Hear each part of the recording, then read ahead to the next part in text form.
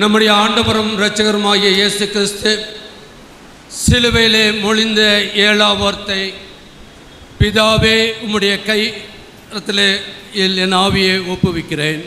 ஜெபம் செய்வோம். கிருபையுள்ள கடவுளே, இந்த 2026ஆம் ஆண்டிலும் நாங்கள் உம்முடைய கல்வாரி சிலுவையை நோக்கி பார்க்கவும், கல்வாரியிலிருந்து நீர் சிந்தின உம்முடைய திருவார்த்தையை நாங்கள் சிந்திக்கவும் நீர் எங்களுக்கு கிருபை பாராட்டியிருக்கிறே. நன்றியோடு துதிக்கிறப்பா, ஸ்தோத்திரிக்கிறோம். ஆம் கர்த்தாவே, இப்பொழுதும் நீர் சொன்ன 7ஆம் திருவார்த்தையின் மூலமாய் நீர் கர்த்தாவே இந்த நாளிலே நீர் எங்களுக்கு கொடுக்கின்ற சத்தியத்தை நாங்கள் அறிந்து கொள்ள எங்களை நீர் பலப்படுத்த வேண்டுமாய் ஜெபிக்கிறோம். கொடுக்கிற அடியனை மறைத்து ஆவியானதமை இடைவிட வேண்டுமாய் ஜெபிக்கிறோம். உம்முடைய வார்த்தையே சத்தியம் சுவாமி. ஆமென். கர்த்தருக்குள் பிரியமானவர்களே, ஒருவேளை ஆண்டவராகிய இயேசு கிறிஸ்து சொன்ன வார்த்தையை பார்க்கின்ற பொழுது, நம்முடைய உலகத்திலே எந்த ஒரு வேலையை செய்தாலும் முடிந்தது, ஃபினிஷ், அதோடு முடிந்தது. ஆனால் ஆண்டவர் முடிந்தது என்று சொன்னதோடு விட்டாமல் அவர் மீண்டுமாக ஒரு வார்த்தையை சொல்லுகின்றார். அது என்ன வார்த்தை? அது லூக்கா 23ஆம் அதிகாரம் 46 இயேசு, பிதாவே உம்முடைய கைகளின் ஆவியை ஒப்புவிக்கிறேன் என்று மகா சத்தமிட்டு கூப்பிட்டு சொல்லி இப்படி சொல்லி ஜீவனை விட்டார். அவர் கடைசியாக சொன்ன வார்த்தை ஏதோ கேட்க முடியாத வார்த்தை அல்ல.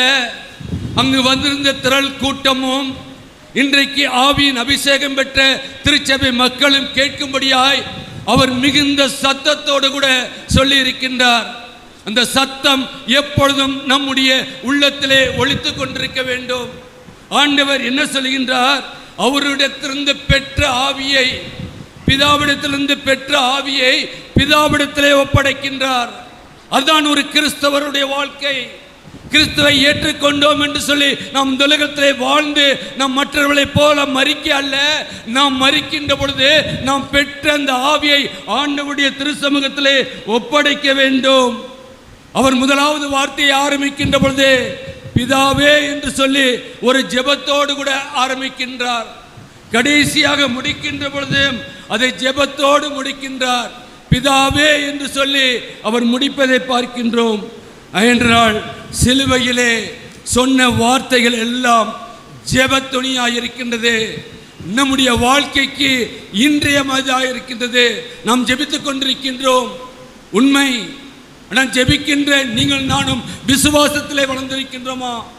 ஆண்டவர் இன்னைக்கு ஜீவனை கொடுத்திருக்கின்றார். அந்த ஜீவன் ஆண்டவருக்காக நான் ஜீவனோடு இருக்கும்படி நான் கொடுக்க வேண்டும் என்று சொல்லி நம்முடைய வாழ்க்கையிலே இருக்கின்றதா?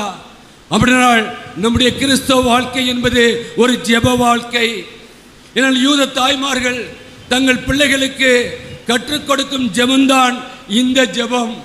இரவிலே படுக்க முன்னதாக அவர்கள் மரண சமயத்திலும் இந்த வார்த்தையை சொல்லுவார்கள் என்று சொல்லி பார்க்கின்றோம்.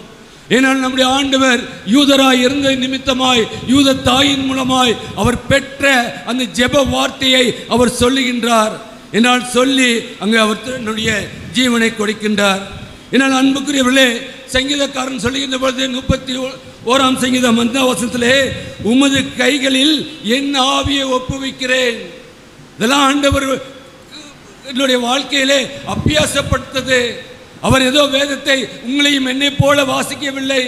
அவர் எல்லாவற்றையும் புரிந்து அறிந்து அவர் எல்லா காரியங்களையும் சத்துருவானவன் சோதனைக்காரன் அவரை ஜோதித்த பொழுது கூட அவர் வேத வசனங்களினால் அவனை ஜெயித்தான் என்று பார்க்கின்றோம். அன்புக்குரியவர்களே, இதான் நம்முடைய வாழ்க்கையாக இருக்க வேண்டும். நமக்கு நன்கு தெரிந்த ஒரு காரியம் அப்போஸ்தலர் நடவடிக்கையை நாம் எடுத்து வைத்துக் கொள்வோம். அங்கு நடைபெற்ற காரியம் லூக்கா அந்த அப்போஸ்தலர் நடவடிக்கை எழுதுகின்ற பொழுது அங்கு சொல்லுகின்ற வார்த்தையை பாருங்கள். அங்கு 7:59 ஸ்தேவான் சொல்லுகின்ற வார்த்தை, எதற்காக ஸ்தேவானுக்கு அப்படிப்பட்ட ஒரு இது அங்கு பார்க்கின்றோம். 9 கர்த்தராகிய இயேசுவே என் ஆவியை ஏற்றுக்கொள்ளும் என்று ஸ்தேவான் தொழுது கொள்கையில் அவனை கல்லெறிந்தார்கள். ஏன் கல்லெறியப்பட்டான்? அவருடைய காரியம் என்ன? அதுக்கு முன்னிலை வசனங்களே பார்ப்பீர்கள் சொன்னால் 51ஆம் வசனத்தில் சொல்லுகின்றான், வணங்கா கழுத்துள்ளவர்களே இதயத்தில் செவிகளிலும் விருத்த சேனாதம் பெறாதவர்களே, உங்கள் பிதாக்களைப் போல நீங்களும் பரிசுத்தாவிக்கு எப்பொழுதும் எதிர்த்து நிற்கிறீர்களே. சொன்னது ஸ்தேவான். அதை கிடைத்த பரிசு கல்லெறிதல். அந்த கல்லெறிந்து சாகின்ற பொழுது கூட அவன் என்ன சொல்கிறான்? இந்த என் ஆவியை ஏற்றுக்கொள்ளும் மட்டுமல்ல, அங்கு பார்க்கின்றோம், இந்த பாவத்தை இவர்கள் மேல் சுமத்தாதிரும். செய்கின்ற காரியங்களை அறிந்திருந்தாலும் கூட அங்கு ஆண்டவர் எப்படி முதலாவது வார்த்தையை சொன்னாரோ அதே வார்த்தையை ஸ்தேவானும் இங்கு சொல்லுகின்றதை பார்க்கின்றோம். நாம் எத்தனை காலம் ஆண்டவருடைய 7 வார்த்தையை கேட்டுக்கொண்டிருக்கின்றோம். நம்முடைய கடைசி நாட்களை நாம் சந்திக்க இருக்கின்றோம். அந்த வார்த்தை நம்முடைய உள்ளத்திலிருந்து வர இருக்கின்றதா? வந்து ஆண்டவருடைய திருச்சமூகத்திலே ஆவியை ஒப்புவிக்கக்கூடிய அந்த வாழ்க்கை வாழ்ந்து கொண்டிருக்கின்றோமா? சிந்தித்து பார்க்க அழைக்கப்படுகின்றோம். கலாத்தியரில் பார்க்கின்ற போது 5ஆம் அதிகாரம் 24 கிறிஸ்துவனுடையவர்கள் தங்கள் மாமிசத்தையும் அதன் ஆசை இச்சைகளையும் சிலுவையில் அறிந்திருக்கின்றார்கள். சிலுவையை குறித்து ஐயா சொன்னாங்க, 40 நாள் தியானித்தாச்சு. இந்த வாரம் முடிஞ்சது, நாளையோட முடிச்சுன்னா நாளைக்கு ஒரு போதர் இருந்தார், ரொம்ப வயசானவர். அவர் சொல்லுவார், 40 நாள் எப்படியோ வாழ்ந்துறதான், 41ஆவது நாள் கருப்பேன் தான், சுப்பேன் தான். அடிக்கடி நான் அவருடைய பிரசங்கத்தை கேட்டிருக்கேன். 41ஆவது நாள் அதற்கு முன்னுக்கு வாழ்ந்த வாழ்க்கை தான் அப்புறமேலு. இது அன்றைக்கு கிறிஸ்தவருடைய வாழ்க்கை. இன்றைக்கு ஆண்டவர் நம்மை என்ன அவருடைய நம்முடைய மாமிசத்தையும் அதன் ஆசைச்சலையும் சிலுவையிலே அறைய வேண்டும். கல்வாரி மேட்டிலே அமர்ந்திருக்கின்றோமே, கல்வாரி சிலுவையை நோக்கி பார்க்கின்றோமே, அந்த கோர சிலுவையிலே கொல்கதா மேட்டிலே தொங்கிக் கொண்டிருக்கின்ற இயேசுவின் முகம் உங்களுக்கும் எனக்கும் தெரியவில்லை என்று சொன்னால் நாம் எப்படி நம்முடைய ஆசை இச்சைகளை சிலுவையிலே நாம் சுமத்த முடியும்? எனவே நாம் சிந்தித்து பார்க்க அழைக்கப்படுகின்றோம். 1 கொரிந்தியரில் பார்க்கின்ற போது 6ஆம் அதிகாரம் 13 அப்போஸ்தலனாகிய பவுல் சொல்கிறார், சரீரமோ வேசித்தனத்திற்காக அல்ல, கர்த்தருக்குரியது, கர்த்தரும் சரீரத்துக்குரியவர். நாம் வைத்திருக்கின்ற சரீரம் நமக்குரியதல்ல, இது ஆண்டவருக்குரியது. அவர் கொடுக்கும் ஜீவிய காலம் முழுவதுமாக ஜீவன் உள்ள மட்டுமாக அவரிடத்திலே பெற்ற ஜீவனை அவரிடத்திலே நாமும் ஒப்படைக்க அழைக்கப்படுகின்றோம். நம்முடைய சரீரம் ஆவி எப்படி இருக்கிறதோ அப்படித்தான் நம்முடைய வாழ்க்கை இருக்கும். நம்முடைய வாழ்க்கை ஒரு விசை இந்த நாளிலாவது கல்வாரி மேட்டிலிருந்து நாம் கீழே இறங்க இருக்கின்றோம். இறக்குவோம். என்னுடைய எல்லா காரியங்களையும் அறிந்திருக்கிற கர்த்தர் தான் இன்னைக்கு எனக்காக கல்வாரி மேட்டிலே தொங்கிக் கொண்டிருக்கின்றார். அவருடைய கோர சிலுவையை, அவருடைய முகத்தை பார்த்திருக்கின்றேன். அவர் என்னை நோக்கி பார்க்கிறாரே, அவருடைய தலையிலே முள்முடி சூட்டப்பட்டிருக்கின்றதே, இகவிளவாய் அவர் என்னை நோக்கி பார்க்கின்றார். ஜீவனை விடும் நேரத்திலும் கூட அவர் தலை சாய்ப்பதற்கு முன்னாக என்னையும் உங்களையும் நோக்கி பார்க்கின்றாரே. இந்த நேரத்திலாவது நம்முடைய சரீரத்தையும் ஆவியும் அவரிடத்திலே ஒப்படைப்போம். பரிசுத்த தன்மை வேண்டும். பரிசுத்தம் இல்லாமல் ஒருவனும் ஒரு காலம் தேவனை தரிசிக்க முடியாது. அதான் கலாத்தியரில் சொல்லுகிற பொழுது 5ஆம் அதிகாரம் 22, 23 பார்க்கின்ற பொழுது உங்களிடத்திலும் ஆவியின் கனியை எதிர்பார்க்கின்றார். இன்னைக்கு நம்மிடத்தில் என்ன காணப்படுகின்றது? அதே கலாத்தியர் 5, 19, 21 இருக்கிற மாமிசத்தின் கிரியைகள் அதான் நம்மிடத்திலே காணப்படுகின்றது. போய் வாசிங்க வீட்டில், எல்லாருக்கும் தெரியும். ஆனால் நம்முடைய வாழ்க்கையை ஒரு விசை ஆராய்ந்து பார்க்க அழைக்கப்படுகின்றோம். யோவான் 16:32 நான் தனித்தினேன், பிதா என்னோடு கூட இருக்கிறார்.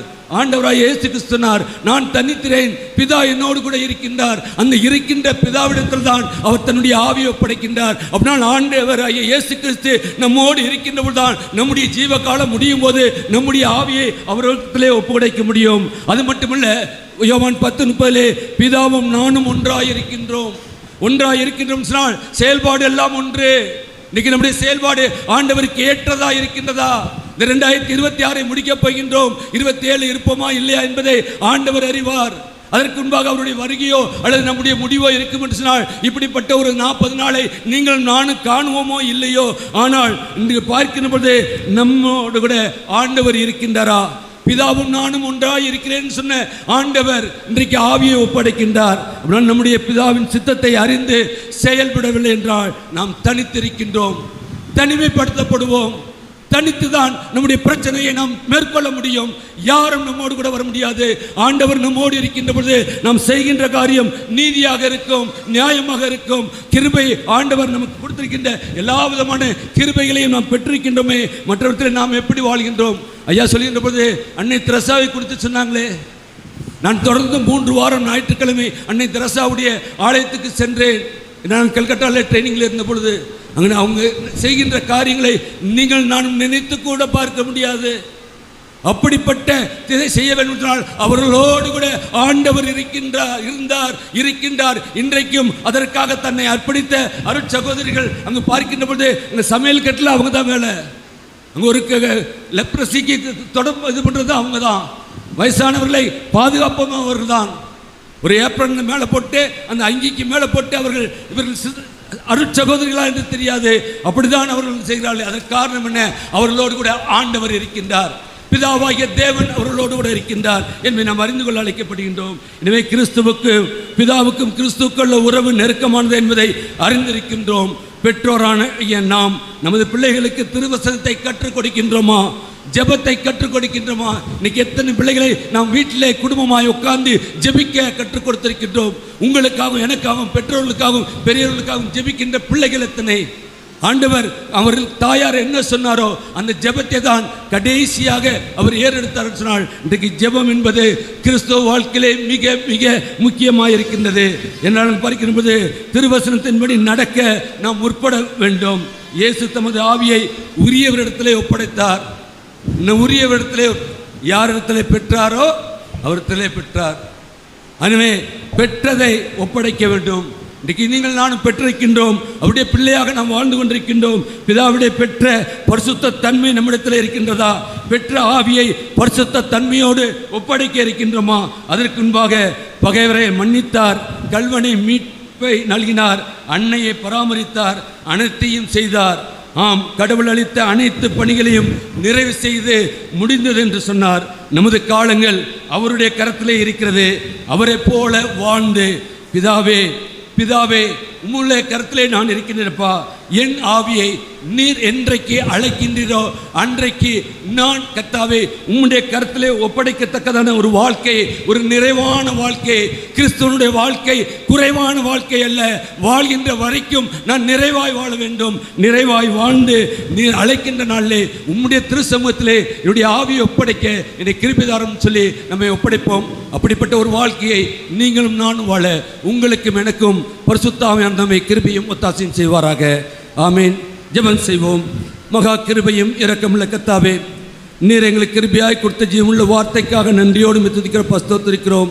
ஆம் கர்த்தாவே, கல்வாரியிலே கர்த்தாவே எனக்காக என்று சொல்லி கர்த்தாவே வந்திருக்கிற ஒவ்வொருவரும் கர்த்தாவே சொல்லுவது மட்டுமல்ல ஆண்டவரே, கேட்ட இந்த நாளிலே கேட்ட செய்தியை ஒரு நீர் கடைசியாக மொழிந்த அந்த வார்த்தையை கர்த்தாவே தங்களுடைய வாழ்க்கையின் கடைசி நாட்களிலே அப்பா பிதாவே என்று சொல்லி உம்மை கூப்பிட்டு உம்முடைய கரத்திலே அந்த ஆவியை ஒப்படைக்கத்தக்கதான ஒரு வாழ்க்கை வாழ வந்திருக்கிற எங்கள் ஒவ்வொருவரையும் நீர் தகுதிப்படுத்த ஆண்டவரே.